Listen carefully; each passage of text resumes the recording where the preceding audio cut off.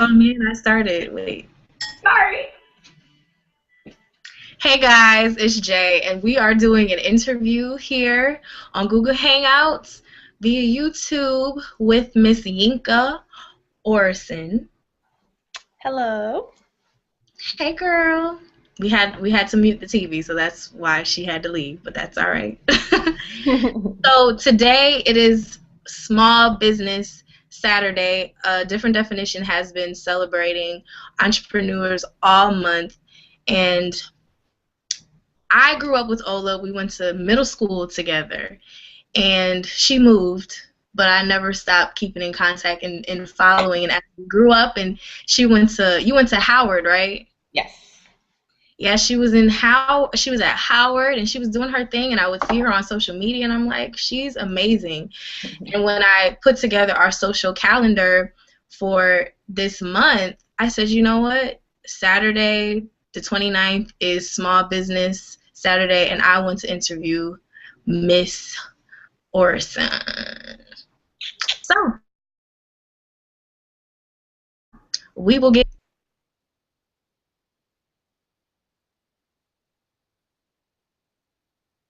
explain.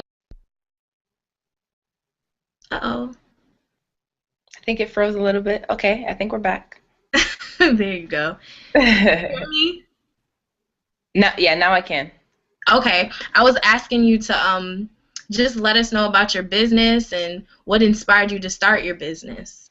So I am a jewelry designer.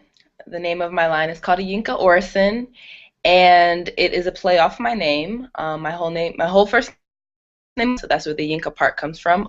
My last name is Oni Orisan, so that's where the Orisan comes from. And so yes, I design jewelry. I would call my jewelry geometrically inspired pieces. I'm inspired from different prints and patterns, not only in nature or in architecture, but also in West African wax fabric. I'm sure people are quite familiar, the bold prints and colors and the shapes. So my jewelry line consists of fine jewelry, 14 karat and 18 karat gold, as well as sterling silver, and a few fashion pieces, silver plated and brass plated gold, gold plated brass and gold plated silver, sorry, with the gemstones and things of that nature. And I just launched this past June. Awesome. So what inspired you to focus on jewelry aside from other things? So actually, I've been making jewelry since I was in high school, and my dad actually signed me up for a jewelry making class, and I just loved it. And I just realized, as I would sell my pieces in high school and throughout college, that one, it was therapeutic for me. Like, I enjoyed it. I enjoyed the whole creative process, buying the materials, sketching, or even sometimes just freestyling and just making something up. So after I graduated college, I just realized, life is too short, why not just follow your dreams and see where it takes you? So I was like, okay, I want to turn this hobby into a real business. And, after taking a few business classes at Howard, because I was a business major, I was like, okay, let me just, put this out in the universe and see where it goes. So that's why I started. That's awesome. That is so awesome. So who is Olayinka Oni Orison? We know what, and I'm sorry, I was calling you Yinka Orison. I'm calling you your business girl. I That's not know. Well, it's fine. It's fine. Miss Yinka Orison. No, that's not my name. So now that we know your business, we know who Yinka Orison is. Who is Olayinka Orison? Oni Orison, sorry. Olayinka Oni Orisan is a lover of life and all things that make it unique, i.e., food, friends, family, God, clothes, fashion. Yeah, I would just say I'm a lover of life, and I just, as I'm getting older, I'm learning to embrace moments, learning to live in the moment, not think too far ahead, not to dwell on the past, but, just enjoy the time that I'm here because we're not all going to be here forever. So, Yep.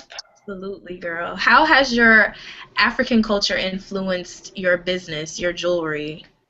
Well, I would say definitely the fact that for, major family occasions, whether it's a wedding or someone's birthday celebration, the whole tradition of wearing the colorful African attire and adorning yourself, in accessories and jewelry definitely plays a role when I'm designing.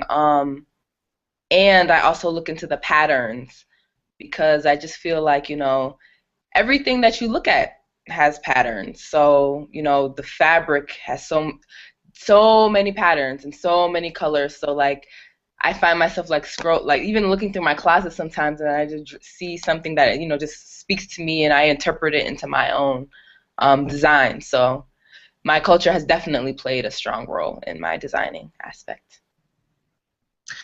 So, when building a business, you know, it's not easy. People always see the finished product or they see the nice pictures you put on Instagram and Facebook and they see your tweets on Twitter. But Yeah. what are some hurdles that you've had to overcome with starting your business? I'd say a hurdle would be, well, I wouldn't say this would be, I would turn this hurdle into me having to learn how to be creative. So finances. Those beautiful, nice professional pictures you see on the website are not um cheap. I attempted to try to take pictures on my own, let me like, cut costs, but I just realized presentation is everything and so I had to sacrifice, not buying as much stuff as I want to, dipping into the savings to pay for stuff. So definitely, finances is important when starting your business. So whether you have to save up or, maybe max out a credit card, but it's for in your business, truly believe in it, then it's worth it. It's not like you're buying things that you don't need. And another hurdle, I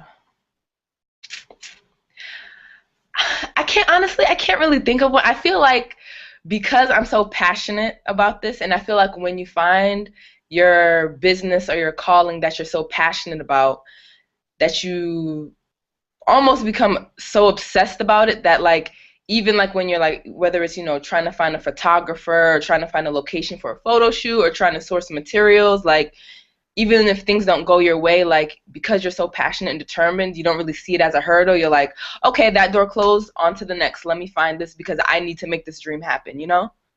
Yes, absolutely. So yeah, I can't really like pinpoint hurdles because difficulties and challenges or things that didn't go my way, I made a way for it to happen.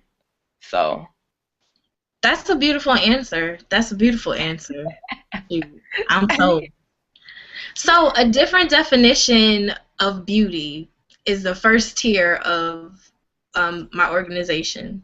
okay. And it focuses on the insecurities of women as they strive to meet their goals career wise, in love, in life in general. So, what are some insecurities that you have faced throughout your journey from just starting to being where you are now? I'd say an insecurity would probably be, well, that I've conquered, I guess, or am growing through, is learning to be comfortable with being uncomfortable. Like I will say, I've found myself in various situations, whether either I'm the only minority or only female or the youngest person, and and I was starting my line. One insecurity was my age. I'm like, okay, I'm just, 24, 25. I'm about to start this jewelry line. Like, are people really going to take me seriously? I'm working with gold and stuff like that. But I've just learned that, you just have to have confidence and you never know who's watching. You never know who's looking up to you. And another insecurity. I don't want to say I'm not. Okay, that's one that stands out to me the most that's coming to mind right now. Pretty much, just learning to be comfortable in situations that I'll find myself not, like, it's not my comfort zone, like stepping out of, being comfortable out of my comfort zone. Yeah, and that's great because I think a lot of times as women we identify an insecurity being whether it's our appearance, our physical appearance, or Yes. our weight, or something like that. Like, my biggest insecurity is the fact that I get nervous when I'm speaking to people, or when I'm interviewed or whatever. I'm like, okay, do they care what I'm saying right now? Am I saying the right thing? Am I impressing this person? And I really had to realize, like, sweetheart, if you're confident in what you're saying, they're gonna listen, and it's okay. Exactly. So my insecurity necessarily it's not my looks or whatever. Like, of course we all, I wish Right. I was bigger butt, or I wish I was Yeah. skinnier, or what Yeah. my hair was longer, but sometimes that's not your biggest insecurity. So I think your answer was great. I think it was great, and I think people will definitely be able to identify Yeah. that. So I see you have your beautiful necklace on. Oh yeah. Oh, and I have the earrings. Yes, I don't know if earrings. you can see, but the little studs. Yeah. Yes, That's I why I love wear that it. jewelry every day. How can we get that jewelry? Where can we find it? Well, you can go to my website. It's www.yinkaorisan. That's YINKAORISAN. I was about to say at gmail. Sorry. .com. YinkaOrisan.com. You can also find pieces of my jewelry displayed in a very creative way on my Instagram, and that's at Yinka Orisan. And my contact email address is on my website. So I also do custom pieces, or like maybe if you wanted a certain metal or a certain gemstone. So yeah, That's awesome.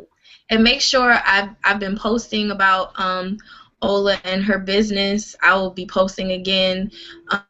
So you guys can go there and click on her page and just, look, they're amazing, amazing, amazing pieces. I was looking at some pieces to get, stuff together for this and for the promotion aspect of it. And I was like, go ahead, Ola, with these earrings and things. Um, Thank you, Jessie. So I'm so excited and I'm so thankful that you took the time out of your busy schedule to sit down and talk with me about your business, which is amazing. And I know you're going to do great things and you're on your way to a very, very successful career. And I'm proud of you. And thank you for having me. And I wish you the best of luck with your organization. I'm proud of you as well. Team Oh, thanks entrepreneurship. for have a moment. Well, I will let you go. Get some rest, and we will stay in touch. And make sure everybody goes to her website, get some jewelry, spread the word, and support her small business. So we love you, Ola, and we will talk to you soon. Thank you for having me. Bye. Bye.